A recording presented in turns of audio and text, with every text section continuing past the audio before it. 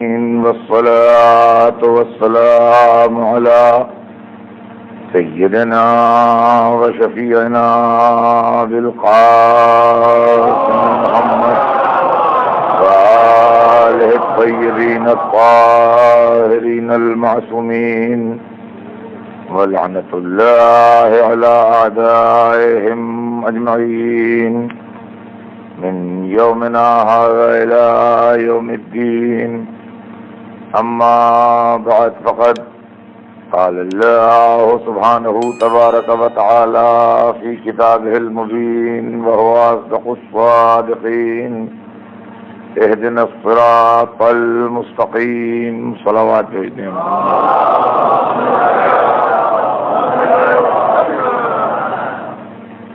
خداوند عالم قرآن مجید میں ارشاد فرما رہا ہے کہ اہدنا الصراط المستقیم، یعنی اے خدا، اے پروردگار، ہم کو سیدھے راستے پر باقی رکھ۔ ہمارے آپ کے درمیان اس سلسلہ مجالس میں موضوع سخن جو ہے وہ ہے سیدھا راستہ، صراط مستقیم، اور 2 مجلسیں میں پڑھ چکا ہوں۔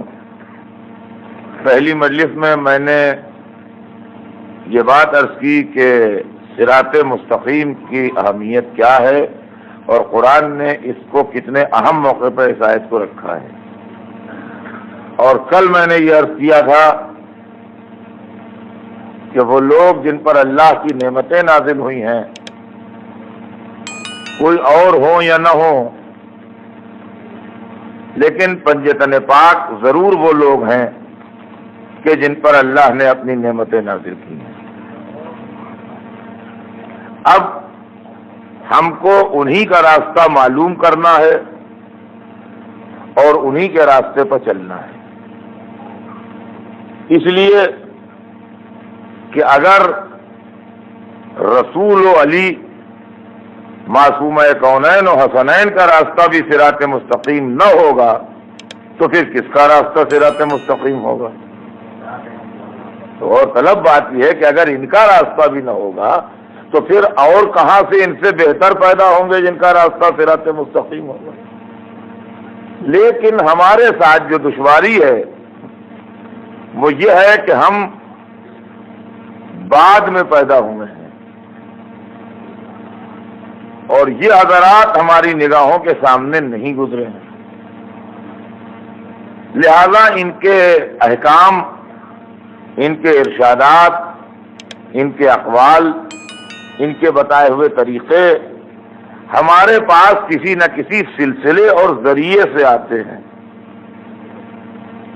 دیکھیے، میرا مضمون اب شروع ہو رہا ہے، یعنی جیسا میں نے پرسوں اور کل کہا کہ میں کوئی بات کو واضح کرنے کے لیے کچھ بنیادی باتیں اور کچھ تمہید اور کچھ ابتدائی منزلوں سے آدمی کو ضرور گزرنا پڑتا ہے، تو بہرحال 1-2 مجلسیں اس میں چلی جاتی ہیں، لیکن اس کے بعد جو چیز اور جو فکر میں آپ کے سامنے پیش کرنا چاہتا ہوں اور جو بات آپ کو سنانا چاہتا ہوں وہ یہ ہے کہ ہمیں ان پنجتن پاک کا راستہ معلوم کرنا فرض ہے، اور ضروری ہے کہ ہم یہ معلوم کریں کہ ان کا راستہ کیا ہے، تاکہ اسی کے مطابق ہم عمل کریں اور اسی پر چلیں۔ تو اس کے سلسلے میں میرے بھائی یہ عرض کر دینا ضروری ہے کہ ہم اس زمانے میں نہیں تھے جس زمانے میں یہ بزرگ ہستیاں دنیا میں تھیں۔ ہمارے اور ان کے درمیان لگ بھگ 1350-1400 برس کا فاصلہ ہے۔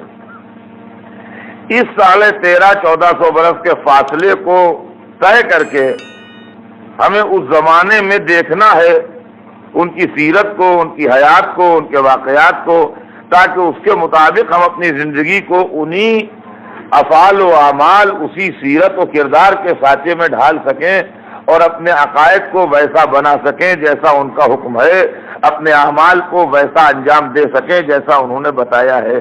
تو اب یہ مسئلہ غور طلب ہے ہر مسلمان کے واسطے۔ دیکھیے، بات ادھر سے ادھر آنے کی نہیں ہے، میں آپ کی خدمت میں جو بات عرض کرنا چاہتا ہوں اور جو تصور پیش کرنا چاہتا ہوں ان مجلسوں میں، وہ بالکل عام ہر سال کی باتوں سے الگ بات ہے، بات ادھر سے ادھر آنے کی نہیں ہے، بات ادھر سے ادھر جانے کی ہے. ہمیں وہاں تک پہنچنا ہے تاکہ وہاں جا کے ہم اپنی آنکھوں سے سیرت و کردار پنجتن پاک دیکھ سکیں، ارشادات رسول سن سکیں، اور توضیح و تشریح ارشادات رسول ائمہ اطہار علیہ السلام کی زبانی معلوم کر سکیں. تو اصل مسئلہ ہمارا ادھر سے ادھر آنے کا معاملہ نہیں ہے، بلکہ ادھر سے ادھر جانے کا معاملہ ہے. اور ہمارے آپ جو مقصد میرا ہے وہ سمجھ میں آیا کہ ہمیں ادھر سے ادھر جانا ہے، تو ہم کس کے ذریعے سے جائیں اور کس کے وسیلے سے جائیں؟ سارا جھگڑا اس بات پر ہے کہ جب ہم گھر سے نکلے تو سڑک پر مختلف سواریاں کھڑی ہیں، ہر ایک کہتا ہے ہماری گاڑی میں بیٹھ جاؤ ہم پہنچا دیں گے. ہمارے ساتھ جو پرابلم ہے وہ یہ ہے کہ کوئی ایک گاڑی نہیں ہے جس میں بیٹھ کے ہم چلے جائیں. سڑک پر 25-30 گاڑیاں کھڑی ہیں اور ہر ایک یہ کہہ رہا ہے کہ اگر ہمارے علاوہ کسی گاڑی میں بیٹھے تو وہ تمہیں نہ جانے کہاں لے جائے گا. وہاں پہنچنا ہے تو ہماری گاڑی میں بیٹھو ہم پہنچائیں گے. تو اب ہم حیران ہیں کہ جائیں کہ نہ جائیں. اگر نہ جائیں تو معلوم ہی نہیں ہو سکتا، جانا ضروری ہے وہاں تک. جیسے کسی کو 1400 کلومیٹر کا راستہ طے کرنا ہو اور 1400 کلومیٹر جا کے اس کو اپنی منزل ملنا ہے، تو اب یہ 1400 کلومیٹر کا فاصلہ کیسے طے ہو؟ ہر ایک کہتا ہے کہ کنوینس ہم سے لو، اور خالی یہی نہیں کہ کنوینس ہم سے لو، آپ کو یہاں سے کہیں جانا ہو، ابوظہبی جانا ہو، فجیرہ جانا ہو، کہیں جانا ہو تو ایک ٹیکسی ڈرائیور وہ بلائے گا تو اپنی طرف ہر ایک ادھر آئیے ہم لے چلیں گے. لیکن اگر ایک پر بیٹھ گئے تو دوسرا یہ نہیں کہتا کہ یہ لوٹ لے گا. یہاں دوسرا مسئلہ ہے. یہاں یہ ہے کہ جس گاڑی پر بیٹھے سب مل کے چلائے کہ لٹ جاؤ گے، اس پر بیٹھو گے ادھر آؤ. عالم اسلام کا اس وقت یہ حال ہے، تو ہم کس کے ذریعے سے جائیں؟ کس کے ذریعے سے جائیں؟ یہ عجیب و غریب منزل ہے. بس کس کے ذریعے سے جانے کی بات ہے. بس اس کی وجہ یہ ہے کہ ہمیں حدیث رسول معلوم کرنا ہے، ہمیں تفسیر قرآن معلوم کرنا ہے، ہمیں ارشاد ربانی معلوم کرنا ہے، ہمیں سیرت کی صحیح تصویر دیکھنا ہے، ہمیں اسلام کا صحیح فلسفہ سمجھنا ہے، ہمیں مذہب کی روح سے واقف ہونا ہے. ورنہ اس جیتے جاگتے زمانے میں، اس ترقی یافتہ دور میں، اس زمانے میں جہاں ہر چیز کی ریزننگ مانگی جا رہی ہے، اور اس زمانے میں جہاں ہر مسئلے کے اوپر نئے نئے سوالات پیدا ہو رہے ہیں، نوجوانوں کی فکر ان کو ہر مرتبہ ایک نئے راستے کی طرف لیے جا رہی ہے. اس کمپٹیشن کی ایج میں، اس ریزننگ کی دنیا میں، اس بڑھتے ہوئے علم اور روشنی کے پیریڈ میں اگر ہم انہی پرانی معاملوں کی حدود میں محدود رہے اور نئی باتوں کے لیے نئے فکر نہ پیش کر سکے تو کہیں ایسا نہ ہو کہ نئی نسلیں مذہب کو پرانا سمجھ کے اس سے غیر مطمئن ہو جائیں. یہ مسئلہ سمجھنے کا ہے، یہ مسئلہ نہ مناظرے کا ہے، نہ بحث کا ہے، نہ کسی کو برا کہنے کا ہے، نہ کسی پر اعتراض کا ہے. یہ مسئلہ خود بنیادی طور سے اس جہاز کا ہے جس میں آپ چل رہے ہیں. اس لیے کہ اگر جہاز ڈوب گیا تو سب ڈوب جائیں گے جتنے اس میں ہیں. پھر اگر میرے آپ کے جھگڑا ہے تو جھگڑے بھی ڈوبیں گے اور جھگڑا کرنے والے بھی ڈوبیں گے. اصل مسئلہ جو ہے وہ خود اسلام کا ہے کہ اگر آج ہم اسلام کو اس کی صحیح شکل سے دنیا کے سامنے نہ پیش کر سکے تو ہم کیسے یہ امید رکھیں کہ اس علم کی چکا چوند کے زمانے میں، جبکہ علم کی ترقی انسانی آنکھوں کو خیرہ کیے دے رہی ہے، ہم سروائیو کر سکیں گے؟ اب وہ وقت چلا گیا کہ ہم نے کہا تم مان لو، اب وہ زمانے گزر گئے کہ بزرگوں کا قول ہے سر جھکاؤ۔ اب لڑکا کہتا ہے سر کیسے جھکائیں، آپ ریزن تو بتائیے، ایسا کیوں ہے، ایسا کیسے ہے، اس کا مطلب کیا ہے؟ تو عزیزان گرامی، آج آپ کو اسلام کی حقانیت ثابت کرنے کے لیے کل سے کہیں زیادہ علم کی ضرورت ہے۔ ایک بات آپ سے عرض کر دوں، دولت سے کام نہ چلے گا۔ دولت منہ کے اوپر واہ ہوا کروا دیتی ہے مگر پیٹھ پیچھے دلوں پر اثر انداز نہیں ہوتی۔ طاقت سے کام نہ چلے گا، طاقت وقتی طور پر زبان پر قفل لگا لیتی ہے مگر دلوں کو نہیں بدلتی۔ اگر کام چلے گا اس وقت اسلام کا تو علم سے،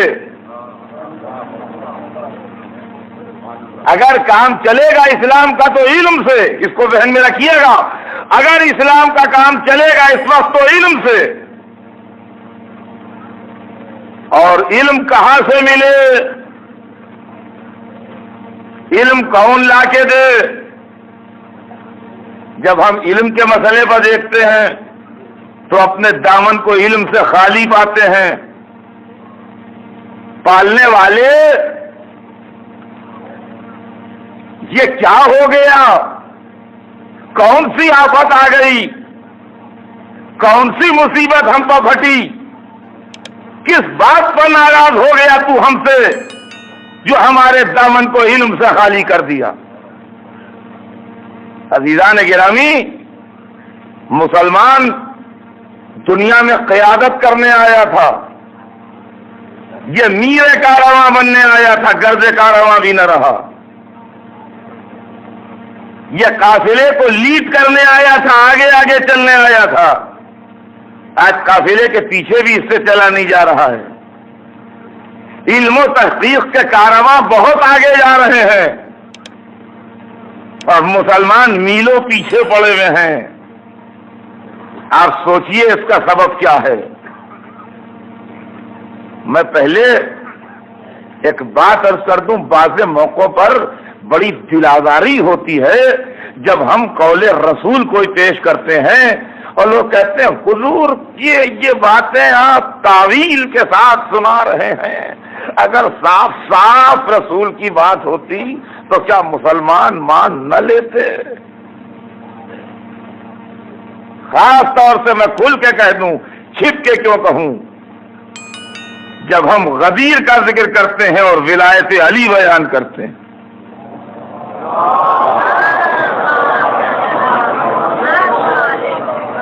دیکھیے سیدھی بات سے کیا فائدہ، صاف ہی بات سنیے، کوئی اس میں بگڑنے کی بات ہے نہ لڑنے کی بات ہے۔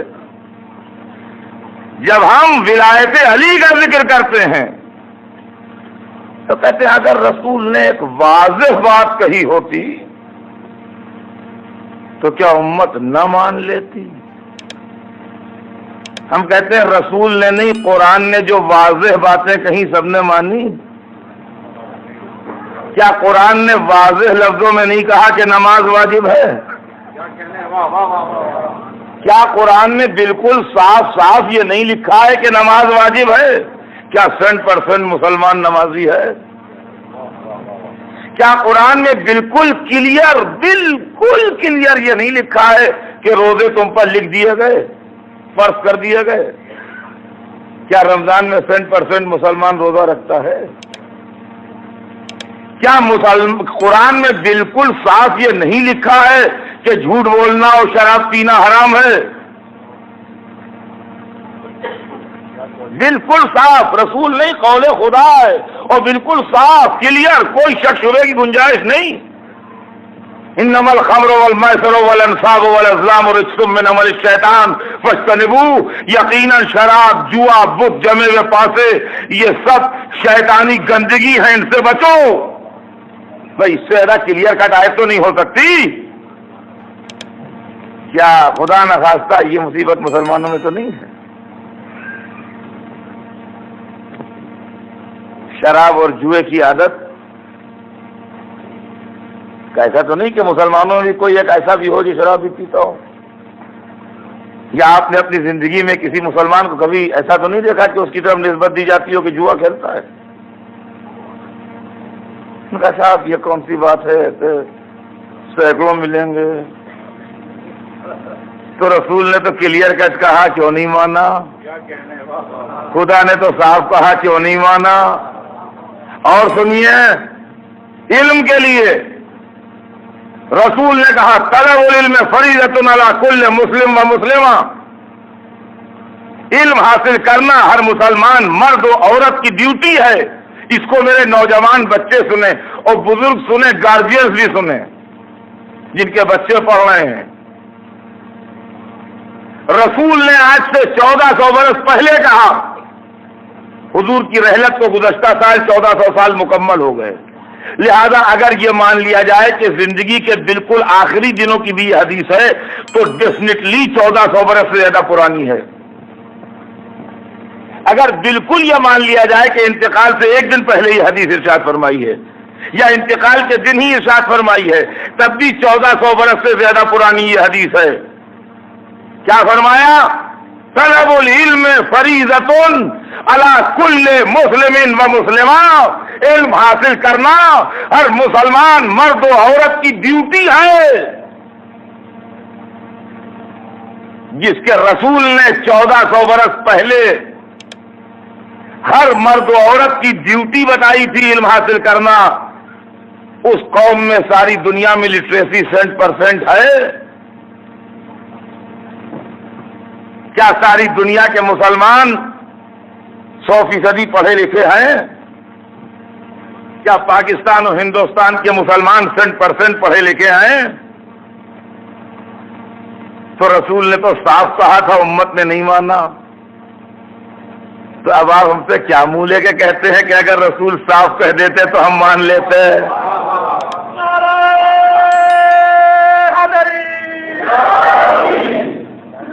سنیے، ہمیں رسول تک پہنچنے کے لیے، آل رسول تک پہنچنے کے لیے علم چاہیے ہے۔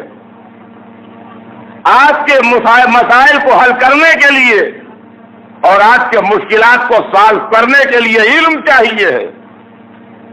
دنیا میں آگے بڑھنے کے لیے، ایجادات کرنے کے لیے، رہبری کے لیے علم چاہیے ہے۔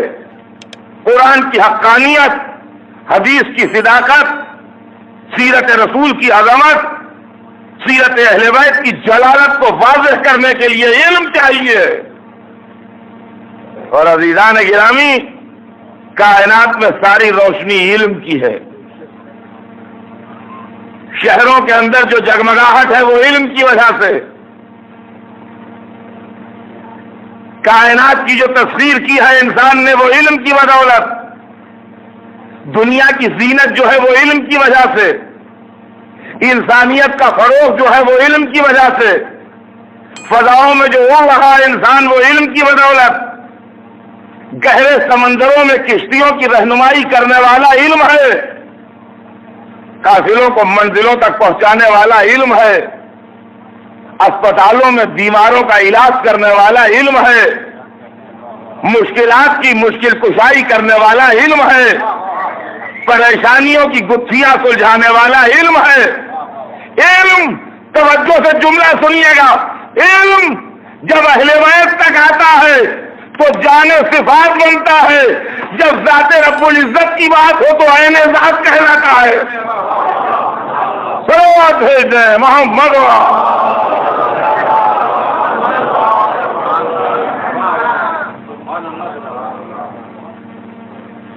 علم دنیا کی زینت ہے، علم آخرت کی کامیابی کا وسیلہ ہے، علم انسان کی قیادت کا ضامن ہے، علم حیات جاوید بخش دینے والی دولت ہے، علم سربلند کرتا ہے، علم وہ سرمایہ ہے جو کبھی چوری نہیں ہوتا، علم وہ خزانہ ہے جو کبھی خالی نہیں ہوتا، علم وہ چشمہ فیض ہے جو کبھی سوکھتا نہیں، علم وہ مرتبہ ہے جس کے اندر کبھی زوال نہیں آتا، علم وہ سلطنت ہے جس کے اوپر غنیم کبھی قابو نہیں پاتا، علم جب چپ رہتا ہے تو قرآن کہا جاتا ہے، جب بولتا ہے تو اہل بیت کہلاتا ہے۔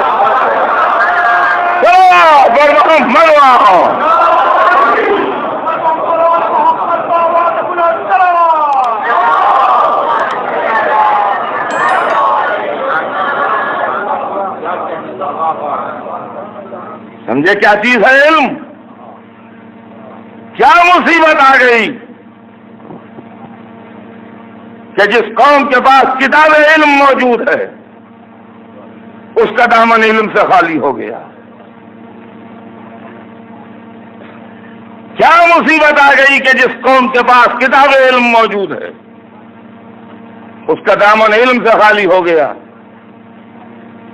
اور جو خزانے کا مالک ہے اس کی گزر بسر بھیک کے ٹکڑوں پر ہو رہی ہے۔ خزانہ لیے بیٹھے ہیں اور خزانے کے دروازے پر بستر بچھائے ہوئے ہیں، لیٹے ہوئے ہیں، بھوکے پیاسے، بیمار، کمزور، اور راستہ چلتے ہوئے سے کہا ہم بھوکے ہیں، ہمیں کھانا کھلا دو۔ ہم اس خزانے کے مالک ہیں، اور اس کے اندر ایک ایک نگینہ ایسا ہے کہ اگر ایک ہم بیچ لیں تو پورے دنیا کو خرید لیں، شہر نہیں پوری دنیا کو ہم خرید لیں۔ ہمارے پاس خزانہ ہے مگر ہم نے کل سے کھایا نہیں، کچھ کھلا دو، پیسے نہیں ہیں تمہیں دینے کے لیے، لا دو، پیاسے ہیں ایک بوتل پانی دے دو، پی لیں، بیمار ہے ہمیں دوا لا دو۔ ہمارے پاس دیگوں میں اشرفیاں بھری ہوئی ہیں، سونے کے سکے، کئی ہزار ٹن سونے کے سکے ہیں اس کے اندر، دوا لا دو۔ دیکھو یہ آدمی بار بار آن کے ہمیں مارتا ہے، دیکھو اس کو منع کر دو، یہ ہمیں ستا رہا ہے۔ ہم اس میں سے ایک مٹھی بھی اگر نکال لیں تو اتنی بڑی فوج رکھ سکتے ہیں کہ ساری دنیا کو ہم تسخیر کر لیں، خزانہ ہمارے پاس ہے، مگر اس کو منع کرتے جاؤ۔ قرآن ہر ایک کے پاس ہے، قرآن ہر ایک کے پاس ہے، اور قرآن جس کو بدنصیبی سے ہم نے کتاب موت بنا دیا ہے کہ جب کسی کا انتقال ہو تو فاتحہ خوانی میں پڑھی جائے، یہ کتاب زندگی تھی جس میں زندہ رہنے کے راز لکھے تھے، لیکن مسلمانوں نے اس کو اپنی ناسمجھی سے کتاب موت بنا دیا کہ اس وقت جھاڑ پوچھ کے نکالی جائے گی جب کسی کا انتقال ہو کہ بھئی سرحان قرآن تو پڑھ دو۔ یہ کتاب حیات ہے، اس کے اندر عروج و ترقی کے راز ہیں، اس کے اندر ہمیشہ زندہ رہنے کا گر ہے، اس کے اندر کائنات کو حکومت کرنے کے سبق ہیں، اس کے اندر دنیا کے تمام علوم ہیں۔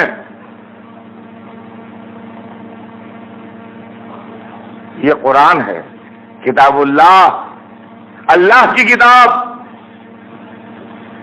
تو ہم نے کہا اے خزانے کے مالک، اے خزانے کے مالک، تجھے اللہ نے یہ حیثیت دی ہے، کیا ہو گیا تجھے جو تو دوسروں کے رحم و کرم پر زندہ ہے؟ ان کا خزانے میں تو ہمارے سب کچھ ہے، جو کہو وہ ہے، کیا جواہرات اور کیا سونا اور کیا چاندی اور کیا ہیرے اور کیا یاقوت اور کیا جویلری اور کیا نوادرات، سب کچھ ایسا ہے جو انسانی آنکھ نے دیکھا نہ ہو۔ تو جو سب کچھ ہے تو نکالو نا، کہے کو فاقے و مصیبت میں زندگی کا گزار رہے ہو، ان کا کیا کریں؟ اب سنیے میری بات ہے، یہاں تک تو تجزیہ تھا عالم کا، اب میری بات بھی سن لیجیے۔ اگر دل چاہے قبول کیجیے، نہ دل چاہے نہ قبول کیجیے، اس پر مجھے کوئی اصرار نہیں ہے۔ ان کا کیا کریں؟ خزانہ تو موجود ہے، کنجی نہیں مل رہی ہے قبول کی۔ خزانہ تو موجود ہے، کنجی نہیں مل رہی ہے، اور یہ خزانہ ایسا بند ہے کہ بغیر کنجی کے کھلے گا نہیں۔ کسی کے ہاتھوں میں طاقت نہیں ہے جو توڑ سکے دروازہ، اس لیے کہ اس کے بنانے والے نے ایسا دروازہ بنایا ہے کہ ہاتھ ٹوٹ جائیں گے، دروازہ نہیں ٹوٹے گا۔ تو کہا جس نے خزانہ دیا تھا کیا کنجی نہیں دی تھی؟ کہا کنجی دی تو تھی، ہم نے ضائع کر دیا۔ جس رسول کو خدا نے قرآن دیا تھا اس نے ممبر پر بیٹھ کے کہا تھا انا مدینۃ العلم وعلی بابها۔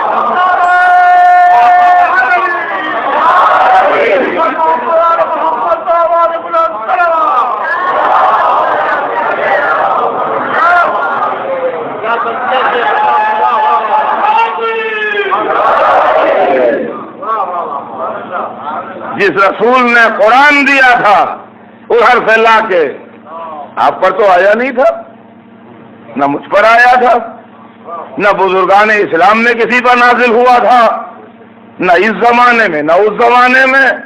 قرآن تو حضور ہی پہ آیا تھا اور تو کسی پہ آیا ہوا نہیں تھا۔ تو حضور نے جہاں قرآن دیا وہاں قرآن کو سمجھنے کی کنجی بھی دی، مگر خدا کا برا کرے اس جہالت کا، خدا سمجھے ضدی مزاج سے، اور خدا سمجھے عداوت اہل بیت سے، کہ جس کے سینے میں علم کا سمندر موزن تھا اس نے کہا سلونی، ارے پوچھ لو مجھ سے۔ یعنی خزانے نے خود کہا کہ جتنی دولت چاہیے ہو لے لو،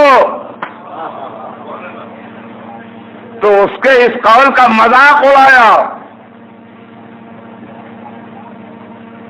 اس کے اس قول کا مذاق اڑایا گیا۔ خدا کی قسم یہ ظرف علی تھا جو جھیل گئے اور برداشت کر گئے۔ دوسرا ہوتا کوئی معمولی انسان ہوتا، ہم لوگوں کا جیسا نہیں، ہم سے بہتر ہوتا، مگر اس معیار کا نہ ہوتا تو کلیجہ خون ہو جاتا اس کا۔ کہ ایک طرف وہ عالم علم لدنی کرم پروردگار کی تصویر بنا ہوا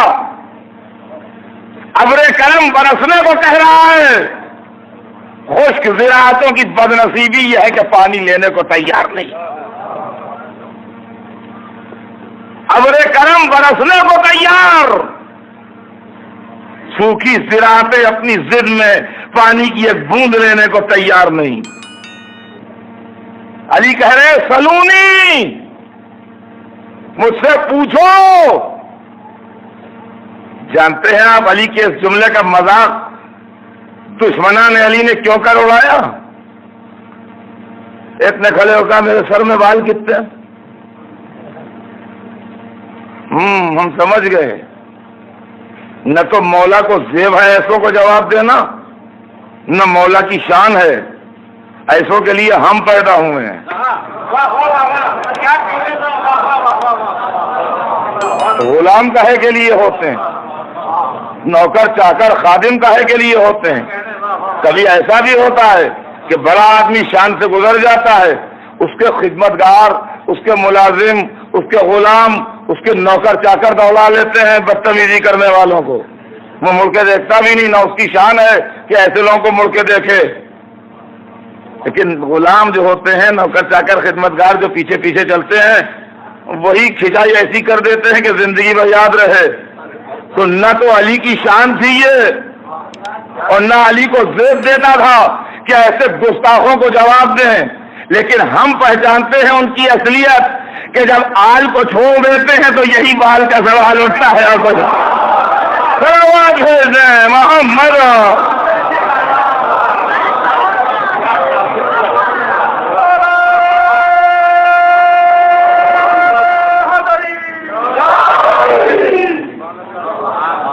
1400 برس پہلے بدتمیز پوچھ رہا ہے علی سے سلونی کے جواب میں کہ میرے سر پر بال کتنے ہیں، میرے سر پر بال کتنے ہیں؟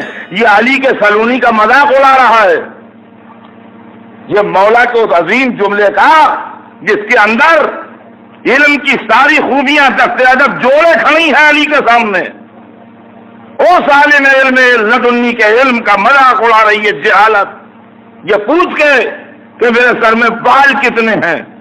مولا کیا جواب دیتے؟ مگر دامن علی چھوڑنے کا نتیجہ یہ ہوا کہ اتنے ہاتھ پڑے کہ آج کوئی بال نہیں ہے۔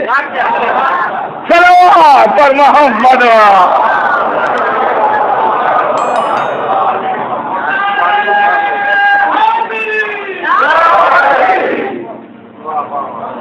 یہ صورتحال ہے جناب۔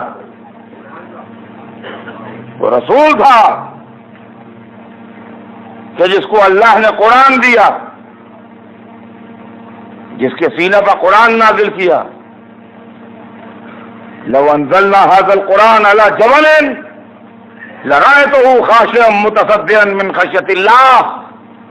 جو قرآن وہ کتاب علم ہے کہ اگر ہم پہاڑ پر اتار دیں تو تم دیکھو کہ خوف الہی سے پہاڑ سرما ہو جائے، ریزہ ریزہ ہو جائے۔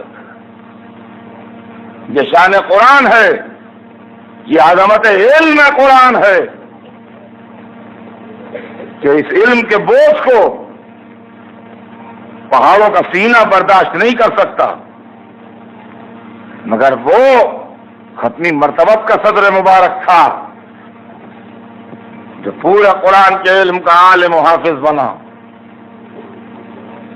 لیکن غور طلب بات میرے دوستوں یہ ہے، صراط مستقیم ایسے سمجھ میں نہیں آئے گی، پہلے علمی مسائل حل ہوں، اس لیے کہ ہم یہاں سے وہاں تک جو جائیں گے وہ علم ہی کے ذریعے جائیں گے اور کوئی دوسری چیز ہمیں لے نہیں جا پائے گی، اور اگر علم کے سہارے کے بغیر گئے یہاں سے وہاں تک تو سمجھ لیجئے یہ 1400 میل کا سفر طے نہیں ہوگا خیریت سے،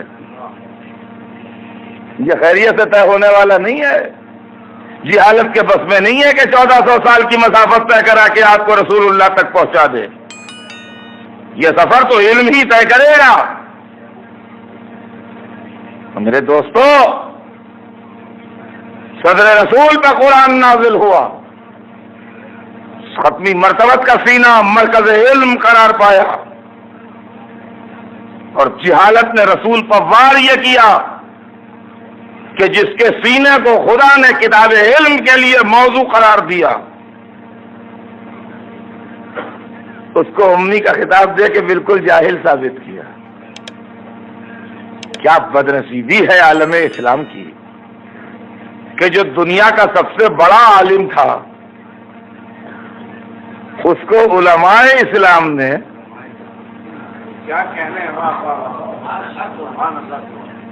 اپنے علم کے زور سے جاہل ثابت کرنے میں کوئی کسر اٹھا نہ رکھی۔ اور دلیل جہالت کیا ہے کہ نہ مکے میں پڑھے نہ مدینے۔ ہائے ہائے، کیا بھولی دلیل ہے اور کیا پیاری دلیل ہے کہ انہوں نے مکے مدینے میں پڑھتے دیکھا نہیں، تو دیکھا نہیں تو پڑھا لکھا کہیں کیسے؟ دیکھا نہیں۔ یہ کون سا نقشہ دیکھنا چاہتے تھے کہ حضور 5 برس کے سن میں، 7 برس کے سن میں، 8 برس کے سن میں، 10 برس کے، 12 برس کے، بغل میں کتاب دبی ہوئی، کندھے پر تختی ٹنگی ہوئی، قلم لگے ہوئے کرسے میں، روشنائی کے دھبے پڑے ہوئے، سمجھے آپ، تختی میں ستلی سے بندھی ہوئی دعوات لٹکتی ہوئی، کسی عرب کے یہاں پڑھنے جا رہے ہیں، یہ نقشہ یہ دیکھتے تو کہتے ہاں پڑھے لکھے ہیں، یہ نقشہ دیکھتے تو کہتے ہاں ہمارے سامنے پڑھنے جاتے، یہ نقشہ انہوں نے دیکھا نہیں تو کہنے گے جی پڑھے لکھے تھے نہیں، وہ پڑھے لکھے نہیں تھے۔ کیا میں بالکل ایک الگ کی دلیل دے دوں؟ دنیا میں سینکڑوں دلیلیں ہیں، قرآن سے بھی ہیں، حدیث سے بھی ہیں، سب کچھ ہے، خیر وہ چھوڑیے، لیکن میں بالکل الگ کی بات سنا دوں۔ کبھی کبھی کسی کے علم کا اندازہ اور اس کی جلالت اس کے استاد کی عظمت سے لگائی جاتی ہے. کوئی بہت بڑے عالم کا اگر شاگرد ہے تو اس کی علمیت کا روب اس کے استاد کا نام بن جاتا ہے. ان کا صاحب یہ ایک بزرگ آئے، بڈھے آئے، ان کا یہ کون ہے؟ ارے صاحب انگریزی ان کی بولیے گا نہیں کبھی ان کے سامنے. آپ کو معلوم ہے یہ کون ہے؟ نہیں ہم نہیں جانتے. ہم نے جارج برنارڈ شاہ سے انگلش پڑھی ہے. تو اب اتنا بڑا نام جو آ گیا تو اب ظاہر ہے کہ جتنے چھوٹے چھوٹے سب دبک جائیں گے اس کے آگے. تو بھائی جارج برنارڈ شاہ سے جو پڑھے گا انگریزی، اس کی انگریزی کی لیاقت کتنی ہوگی؟ جی ہم نے ان سے انگلش پڑھی. اور کبھی کسی بہت بڑی ٹاورنگ پرسنالٹی کا نام آیا، ان کا یہ ان کے استاد ہیں، پورا ان کے اسٹوڈنٹ رہ چکے ہیں،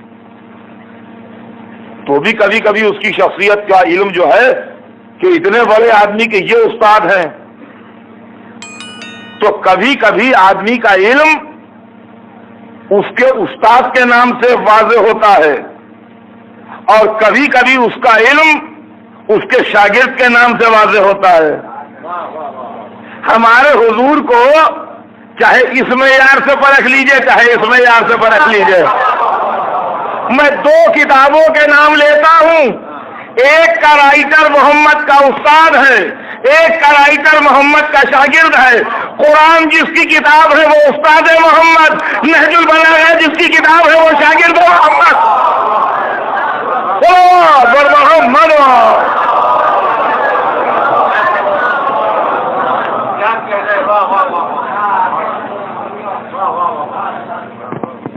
آپ فیصلہ کر لیجیے.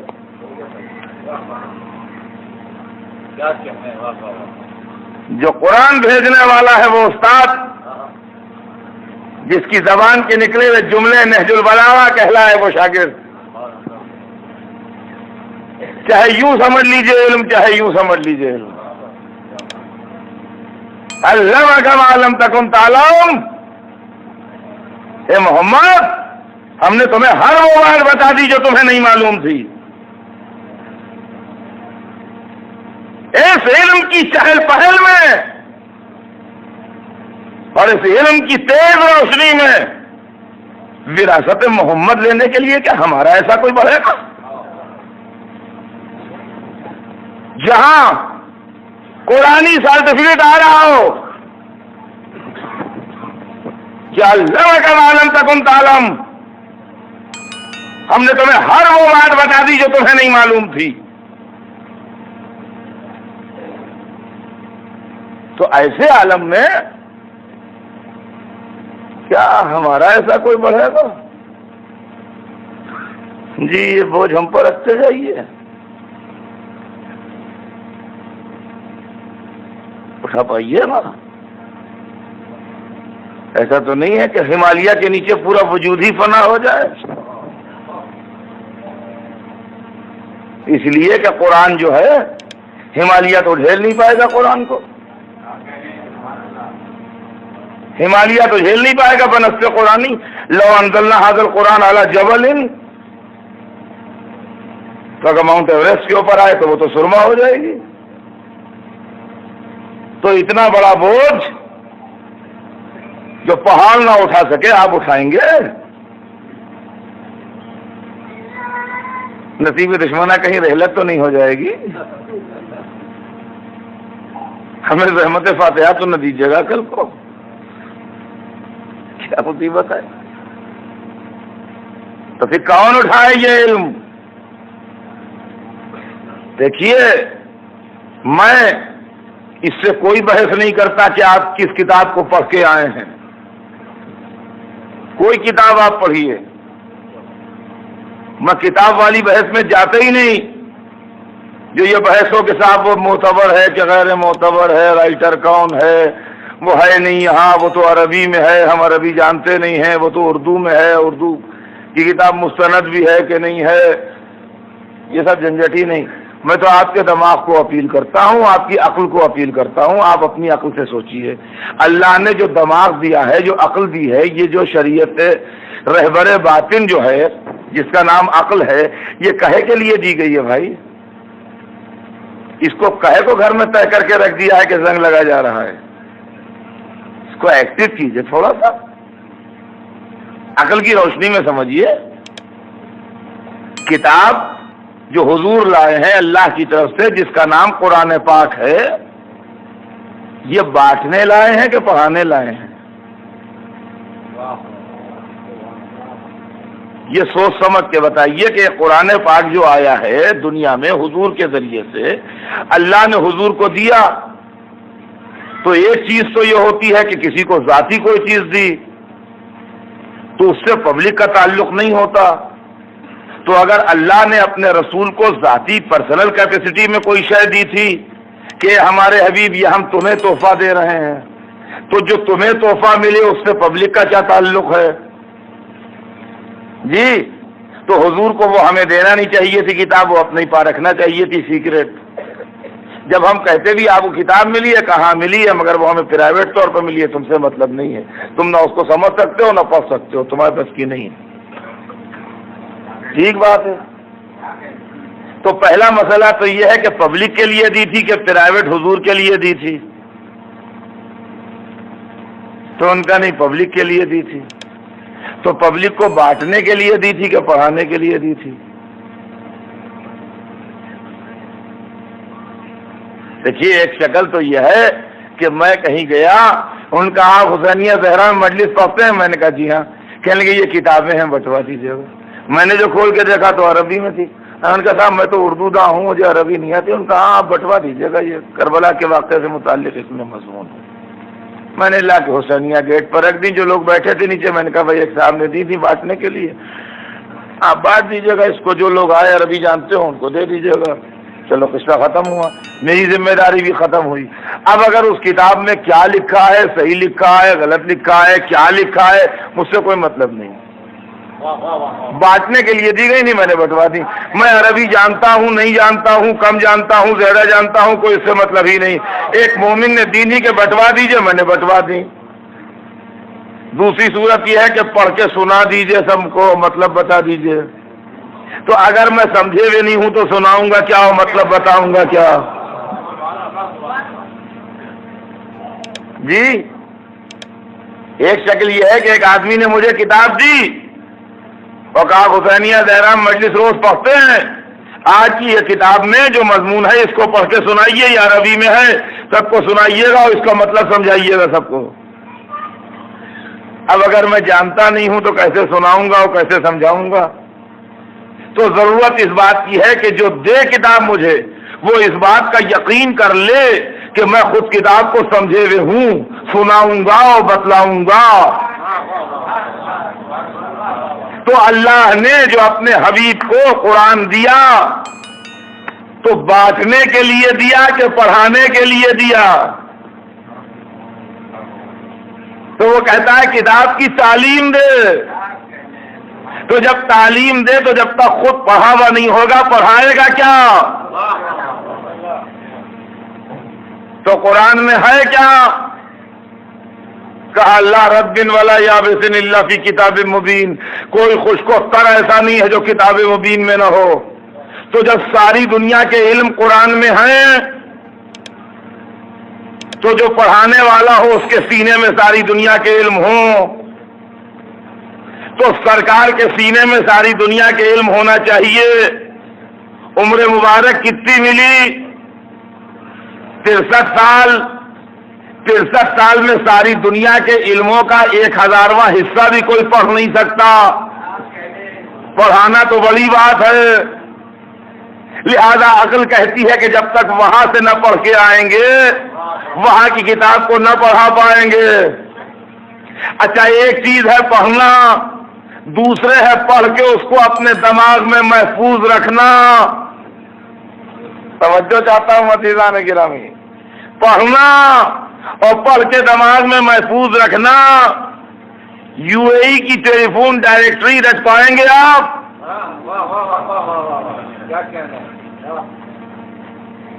اور کوئی علم نہیں، خالی پورے یو اے کی ٹیلی فون ڈائریکٹری یاد کر لیجئے کہ جب میں کسی کا نام لوں کھٹ سے اس کا نمبر بتا دیجئے جی۔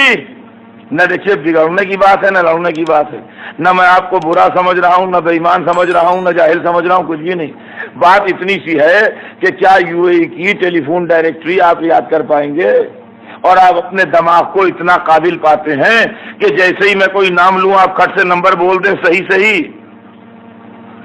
نہیں تو معلومہ مٹی کے دماغ میں اتنی سکت نہیں ہے کہ اتنا بوجھ اٹھائے۔ اب اگر ہم کہتے ہیں کہ رسول نوری ہیں تو بگڑیے نہیں، یہ فضیلت نہیں ہے، دین کی ضرورت ہے۔ اتنا بڑا علم کا بوجھ مٹی کا دماغ نہیں اٹھا پائے گا۔ اور ہمارا ہم نے اب یہ ہوئے حضور،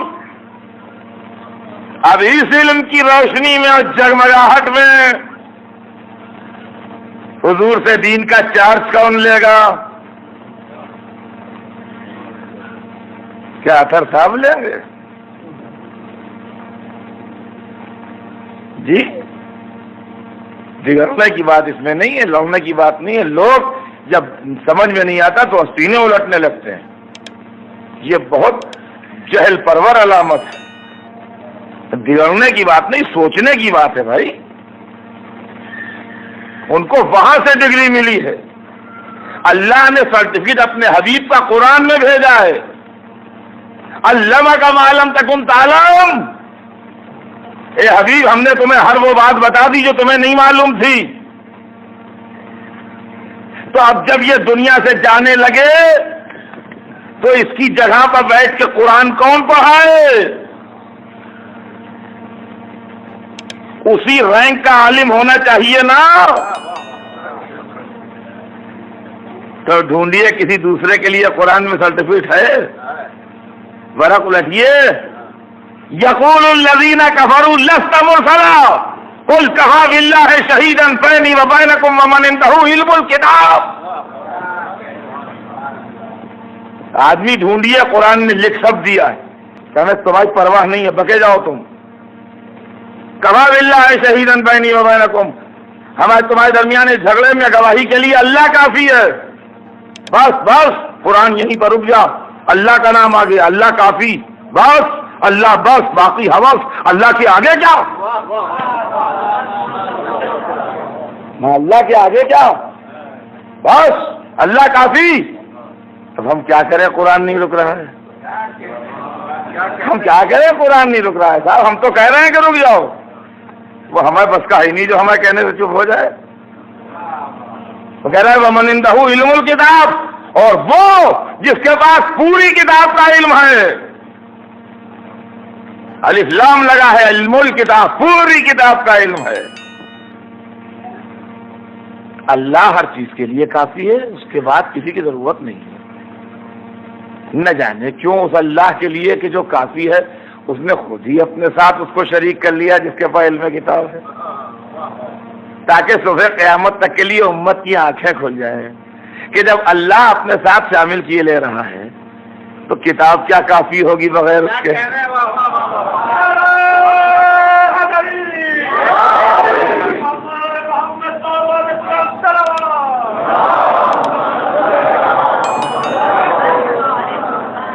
قل کفی باللہ شہیدا بینی وبینکم ومن عنده علم الکتاب، اور وہ جس کے پاس پوری کتاب کا علم ہے۔ دیکھیے دنیا میں ہر چیز کا دعویٰ ہو سکتا ہے، علم کا دعویٰ نہیں ہو سکتا ہے، جھوٹا، اس لیے کہ اس کی کڑی فوراً کھلتی ہے۔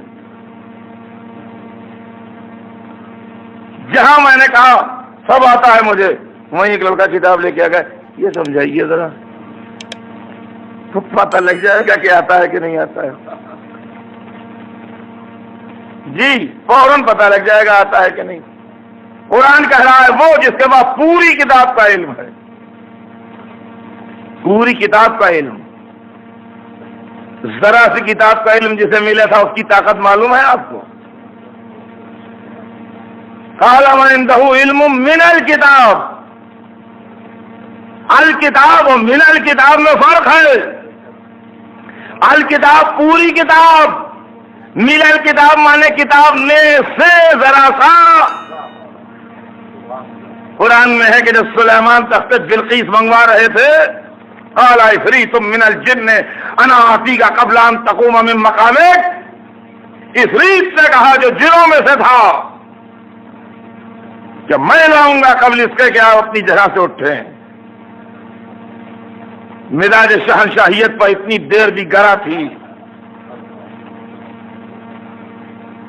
قرآن کہتا ہے کہ وہ بولا جس کے پاس کتاب میں سے ذرا سا علم تھا. ہائے یہ علم کیا شے ہے، ذرا سا آدم کو ملا تو مسجود ملائکہ ہو گئے. جی ذرا سا آصف برقیہ کو ملا تو دربار سلیمان میں کہتے ہیں انا آتی یا قبل ان یرتد الیک طرفک، میں لاؤں گا قبل اس کے کہ آپ کی پلک جھپکے.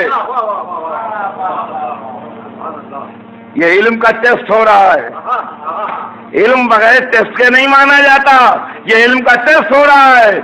لے آ گیا بس وہاں انتظار کا ہے کہ بھائی پلک جھپکنے میں دیر کتنی لگتی ہے.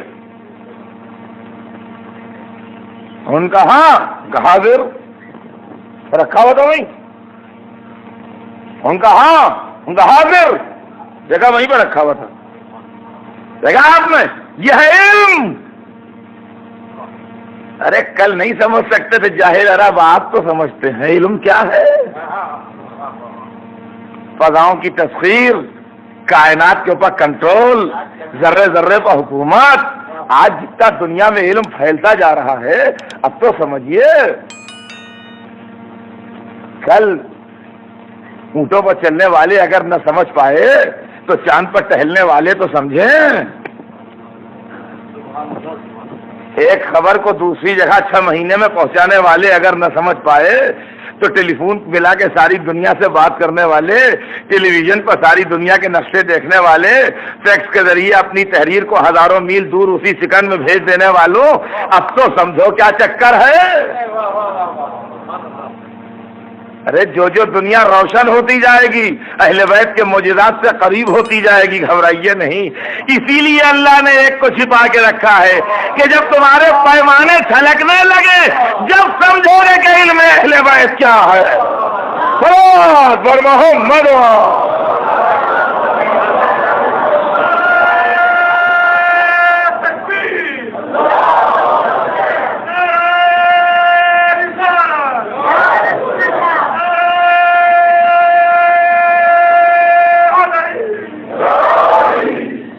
پڑھوں گا انشاءاللہ، یہ میرے سبجیکٹ میں آتی ہے چیز کہ کسی ایک کا وجود صداقت اسلام کی ضمانت ہے، اور اگر کوئی ایک بھی نہیں ہے تو آگے کے ترقی یافتہ دور میں ہماری سچائی کا ثبوت کون پیش کرے گا. لیکن آج کا یہ سبجیکٹ نہیں ہے، آگے بڑھے گا یہ سبجیکٹ. ابھی تو وہی ہے، ابھی تو مطلب یہ بڑا لمبا سبجیکٹ ہے مگر اس کی تمہیدیں ہیں ابھی جو چل رہی ہیں. ذہن میں ایک ایک چیز صاف ہو تو بس آج کا وقت تمام ہے. آخری جملہ سنیے اور بات تمام کروں کہ وہ علم ذرا سا جس کو علم ملا اس علم کا یہ زور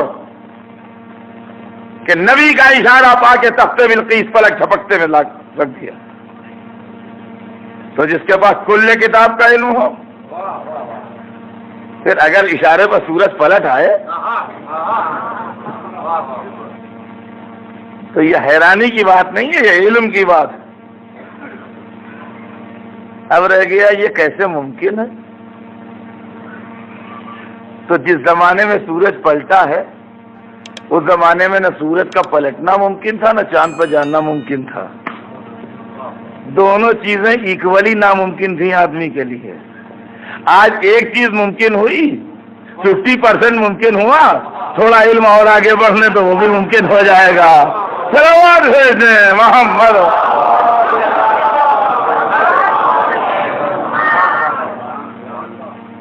یہ علم آل محمد ہے، اور خدا کی قسم مظاہرہ علم نرغہ اعلیٰ میں ہوا. وہ بدنصیب جو کہتے ہیں کہ اماموں کے، یہ اپنے اماموں کے لیے علم غیب کے قائل ہیں. بے شک قائل ہے۔ یہ ہم کب کہتے ہیں کہ علم کی گٹھری خدا سے چھین کے لے آئے ہیں؟ وہ گٹھری چھین کے لانے والے فلسفے اور ہیں۔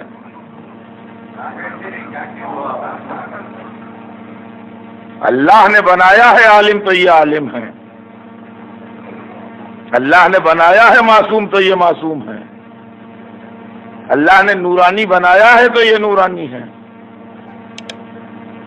اللہ نے رہبر بنایا ہے تو یہ رہبر ہے۔ کوئی ان میں اور اللہ میں کوئی جھگڑا نہیں ہے۔ لیکن اگر علم غیب کی بات ہے تو لاکھوں کے مجمع میں جو بات میرے مولا حسین نے کہہ دی، کیا اس کے بعد بھی علم غیب کے لیے ثبوت کی ضرورت ہے؟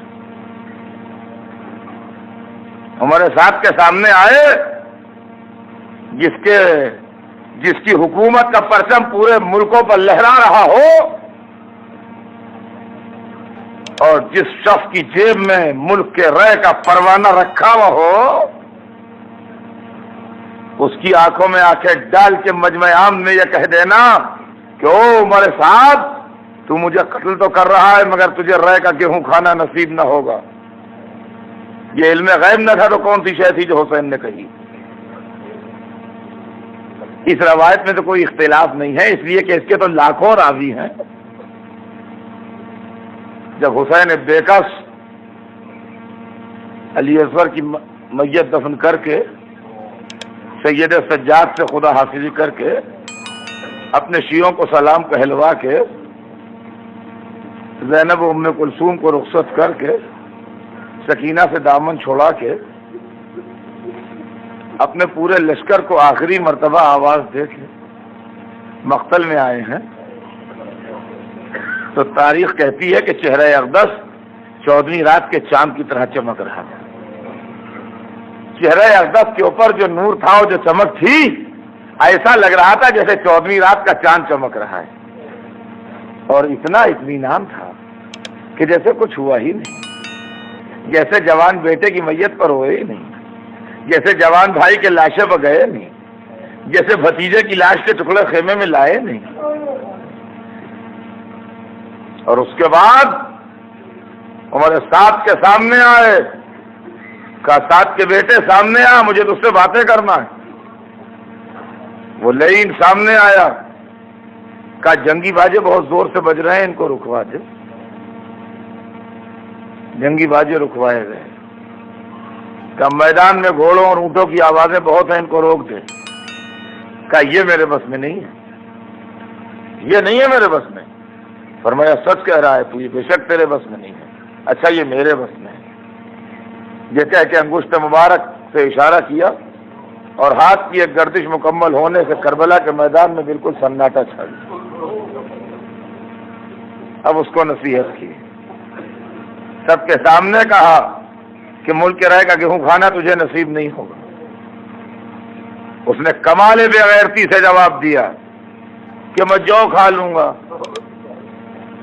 اس جملے میں بڑے طنز چھپے ہوئے ہیں، چونکہ آل محمد نے گیہوں ترک کر کے جو کی غذا اختیار کی تھی، لہذا آل محمد کی اس عظمت کے اوپر طنز کر رہا ہے ملعون۔